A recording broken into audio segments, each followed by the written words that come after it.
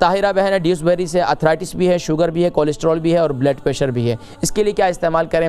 دیکھیں، اس کے لیے آپ بہترین یہ ہے کہ میتھی دانہ کو رات کو، جس طریقے سے میں نے ذکر کیا تھا اپنے بھائی سے بھی، محمد جمیل صاحب سے، تو آپ سے بھی یہ کہوں گا کہ آپ رات کو سوتے وقت جو ہے میتھی دانہ اسے استعمال کریں۔ میتھی کو گرائنڈ کر لیں اور رات کو سوتے وقت پانی کے ساتھ استعمال کریں، آپ دودھ کے ساتھ ہرگز استعمال نہ کریں۔